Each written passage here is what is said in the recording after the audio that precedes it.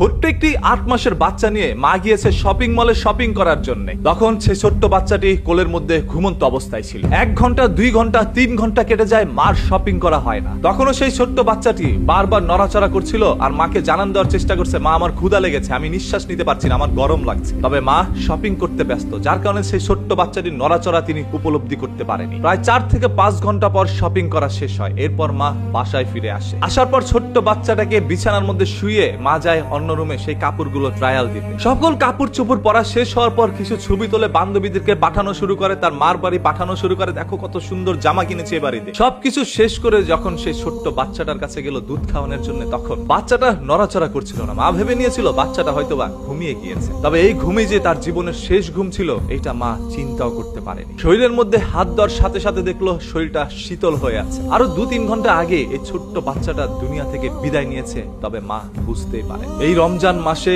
Shopping মলের মধ্যে কি পরিমাণ হট্টগোল লেগে থাকে আপনারা সবাই জানেন। মেলায় যেভাবে মানুষ গেলে ঠেলাঠেলি লেগে যায়, সেরকম এখন শপিং মলের মধ্যে শপিং করতে গেলে মানুষের ঠেলাঠেলি লেগে যায়। একটু দাঁড়ানোর জায়গাটুকু মিলে না। সেইখানে এরকম একটি ছোট্ট বাচ্চা বুকের মধ্যে বেঁধে তারপর মা গিয়েছে শপিং করতে। সেই ছোট্ট বাচ্চাটা কত কষ্ট পেয়ে সেই গরমের মধ্যে সিদ্ধ হয়ে দুনিয়া থেকে বিদায় নিল। তবে মা সেই ছোট্ট বাচ্চাটার অনুভূতিটা বুঝতেই পারল। আরে কথায় আছে, মা সন্তানের কষ্ট বুঝতে পারে, চোখে মুখে চেলেই নাকি সন্তানের সকল দুঃখগুলো মা বুঝতে পারে। তবে এইটা কেমন মা যে মাটা কিচ্ছু বুঝতে পারলো না। এই ছোট্ট বাচ্চাটা মায়ের কোলের মধ্যে দুনিয়া থেকে চলে যায়। আরে আপনি চাইলেই শপিং বারবার করতে পারতেন, আপনি ঘন্টায় ঘন্টায় মিনিটে মিনিটে শপিং করতে পারতেন। তবে আপনি চাইলেই কি সেই ছোট্ট বাচ্চাটাকে আবার ফিরিয়ে আনতে পারবেন? কোনোদিন পারবেন না। তাহলে কেন এরকম একটি কাজ করলেন শপিং মলের মধ্যে গিয়ে? আপনার তো উচিত ছিল একটু পর পর বাচ্চাটার দিকে তাকানো, এবং আপনার এটাও উচিত ছিল এরকম 8 মাসের একটি ছোট্ট বাচ্চাকে নিয়ে শপিং মলের মধ্যে না যাওয়া। আপনার বাচ্চার প্রাণের চাইতে আপনার শপিং করাটা ইম্পর্টেন্ট হয়ে গেল। আপনি কেমন মা? আজকে পৃথিবীর সকল